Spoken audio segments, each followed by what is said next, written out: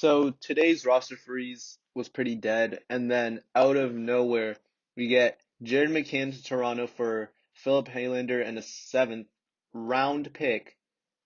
But that wasn't even the biggest trade.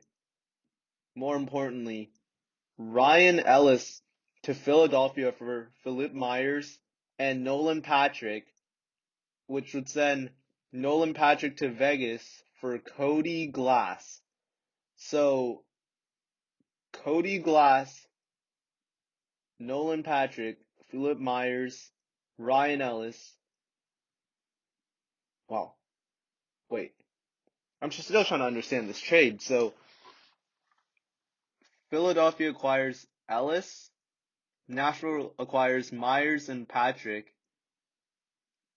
Vegas then gets Patrick, and then Glass goes to Nashville.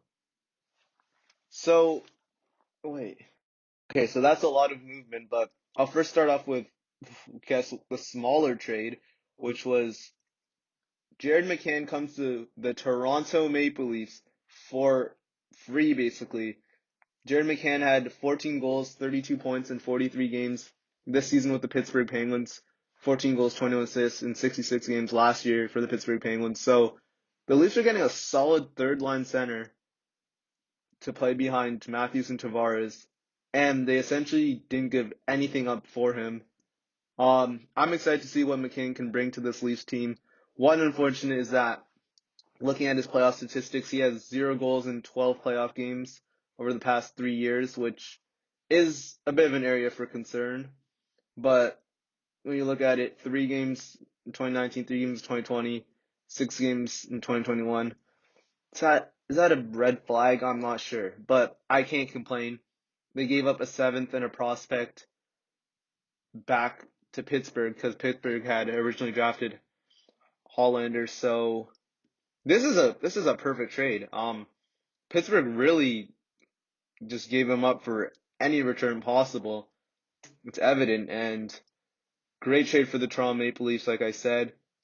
Can't wait to see what he brings to this roster. I'm excited because that is my team, but looking at the bigger trade, Ryan Ellis is going to be a Philadelphia Flyer, and Ryan Ellis has been one of the most consistent defensemen in the past few years. From my perspective, point totals, he had a bit of a down year this year, 18 points, 35 games. It's not even bad, especially for a defenseman, but 38 points in 49 games the year before that.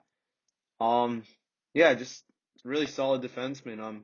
A lot of teams would love to have him on the roster, excuse me. So it's great to see. He had averaged 23 minutes, 46 seconds on ice this season. Uh, he's a small guy, but he's got a good shot. Actually scored 16 goals in 2017, so he can find the back of the net very efficiently. And yeah, that's a big name player, so definitely keeping an eye on this. That's a lot of movement going on. I mean, Nolan Patrick was the second overall pick in the 2017 NHL draft. And yeah, he has really struggled. I mean, concussions are a serious issue for athletes, and it's really negatively impacted his career so far. So I'm hoping that he can stay healthy, and I won't go as far to call him a bust. I mean, he hasn't played well at all, but like I said, that's what injuries will do to you. 9 points in 52 games this year. He's a minus 30, which is actually ridiculously unfortunate. But yeah, if he can play at anywhere near his potential at any point in his career, then this is a W for Vegas. But I'm not too sure. Cody Glass as well hasn't at all reached his potential. He's a sixth overall pick in the same draft. He had 10 points this season in 27 games with the Vegas Golden Knights, and then he had 12 the year before in 39 games. So he improved in that area, and he also improved defensively as he was a -7 the year before, -6 this year. But yeah, nowhere near where Glass can play. I think it'll be good for these players to switch locations. Could be good for them, just a change of scenery. But yeah, looking at Myers, he's a big right shot defenseman, 6'5", 212. He's only 24 years old and a -10 this year, but come on, the Flyers didn't make the playoffs. Plus 17 last year. His CF percentage was 54, 18, almost 19 minutes of ice time, so he can play some pretty solid minutes on this Predators team. Getting that size is going to be very important, and it looks really good. Going back to Ellis, though, yeah, I'd say, well, reading here, that, yeah, definitely a top end puck moving. Like I said earlier, he also has a good shot.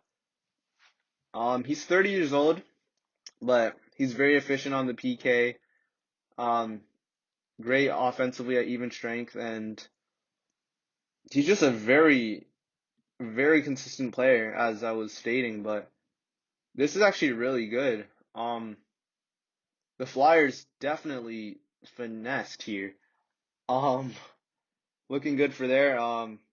One smaller trade that happened earlier was Jason Dickinson for a third, so he goes to Vancouver. Dallas gets a third round pick back, and just looking solid. Some pretty big trades came out of nowhere at the end. I didn't think anything would actually happen today after, the clock had struck 3. Nothing had gone on yet, but big moves today.